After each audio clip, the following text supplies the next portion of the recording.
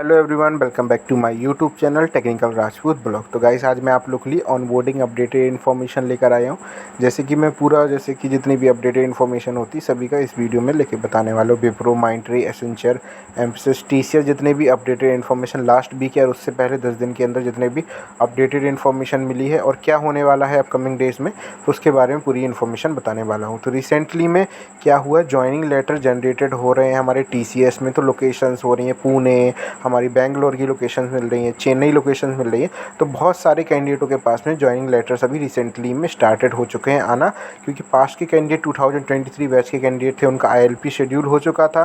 Training की कुछ updated information नहीं मिल रही थी, पर उन्होंने ज्वाइनिंग लेटर की रिलीज़ कर दिया गया है और जो फॉर्मेलिटीज़ हैं आप लोगों तक शेयर कर दी जाएंगी ईमेल में। अगर कैंडिडेट के पास में रिसीव नहीं हुआ तो अपने स्पैम फोल्डर में चेक करता है। तो गुड न्यूज़ है आप लोग के टीसीएस के लिए।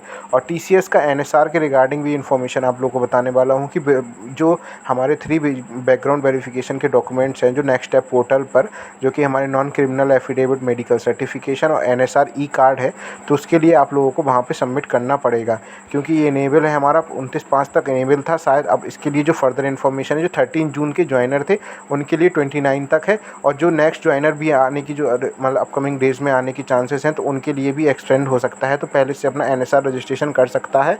मैंने अपने प्रीवियस वीडियो में बनाया, तो प्ले लिस्ट में जाकर भी वहाँ देख सकते हैं एनएसआर का रजिस्ट्रेशन कैसे करना है आप लोगों को।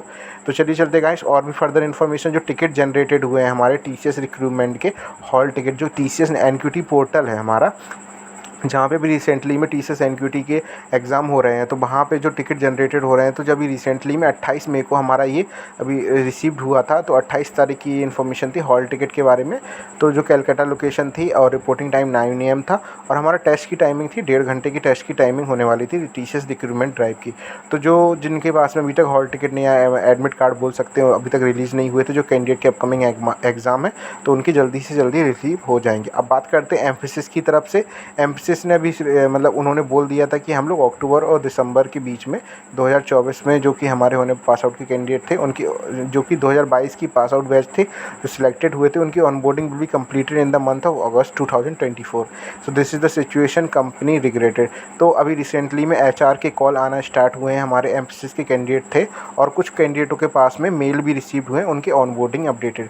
तो अपकमिंग डेज़ में मैं आप लोगों को उसकी रिसेंटली अगर मुझे कंफर्मेशन ऑफिशियली अपडेटेड कुछ मिलती है एम्फसिस की तरफ से कि हाँ ज्वाइनिंग मिली है या ऑनबोर्डिंग की इन्फॉर्मेशन मिली है, तो गाइस मैं आप लोग को बता दूंगा। उसके बारे में मैं आप लोगों के लिए नेक्स्ट वीडियो जरूर लेकर आऊँगा, सेपरेट वीडियो एम्फसिस की तरफ से। अब बात करते हैं एलटीआई माइंडट्री की तरफ से।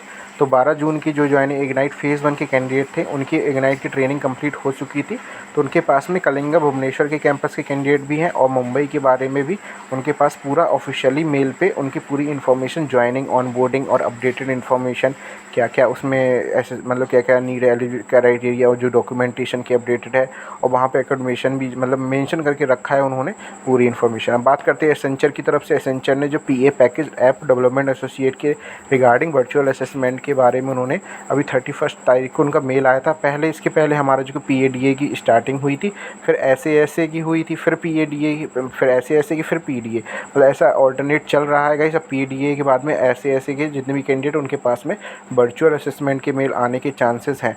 पर अब बात करते हैं एसेंचर के अनदर मेल की, जहाँ पे काफ़ी लोगों के पास में जो मोस्टली 100% कैंडिडेट थे, उनके पास में मोस्टली 80% टू 90% कैंडिडेटों को रिग्रेट मेल अभी रिसीव्ड हुए हैं, क्योंकि उन्होंने मतलब असेसमेंट को मतलब क्वालिफाई नहीं कर पाया, तो कंपनी ने उनको मेल भेजा है, we regret to inform you that on based of your overall performance our recruitment process as will not be able to proceed with the candidate.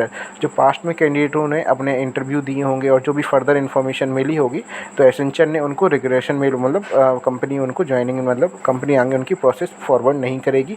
तो जो भी ओवरऑल परफॉर्मेंस था, इंटरव्यू का परफॉर्मेंस था या फिर एचआर का जो भी टेस्ट थे, उसके अकॉर्डिंग उन्होंने उनको रिग्रेशन के मेल भेज दिए हैं।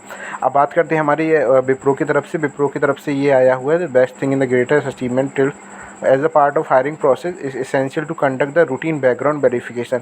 तो रिसेंटली में कुछ इस डिफरेंट तरीके का बैकग्राउंड वेरिफिकेशन का मेल हमारा रिसीव्ड हुआ है जितने विप्रो के कैंडिडेट थे विप्रो करियर पोर्टल पे। तो इनको इन्फॉर्मेशन कुछ दी गई थी कि please enter your registered email ID, password, login and scroll down background verification and them full more profile detail and submit your information. तो गाइज आप लोग अपना बैकग्राउंड वेरिफिकेशन कन्फर्मेशन कर दीजिए, क्योंकि कंपनी आप लोगों को ऑनबोर्डिंग तभी देगी।